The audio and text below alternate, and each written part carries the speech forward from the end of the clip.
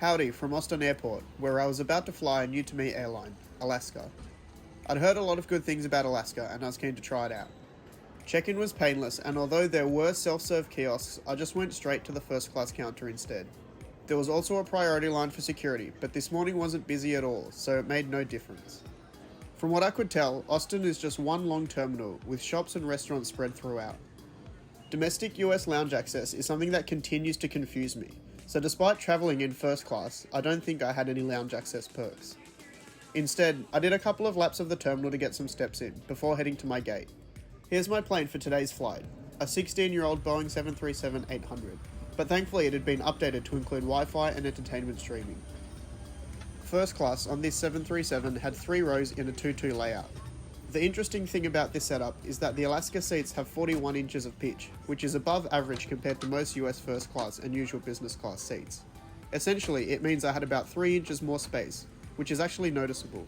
Here's my seat for today's flight, 3A in the last row. As mentioned, legroom was great, but there was no seatback IFE. On the centre armrest were some boxes of water, a pull-out tray table, and a bit lower down a USB and power port for each of us.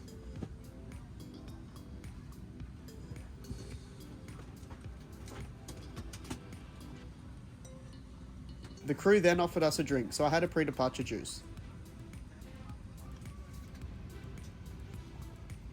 On the left, we have 2 window ceiling apartments near the middle of the aircraft. Our safety and well-being are important to us. We have complete support.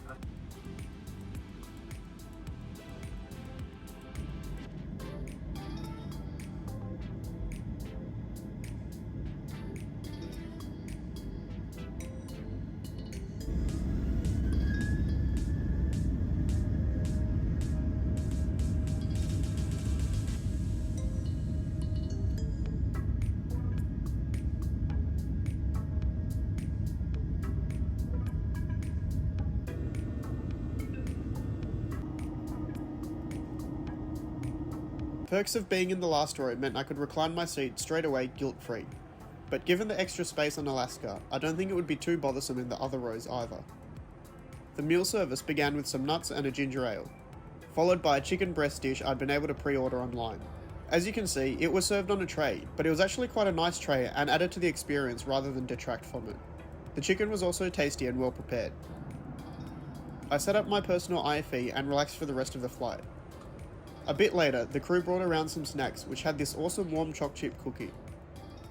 The flight attendants also recommended trying the pitos, and I happily obliged.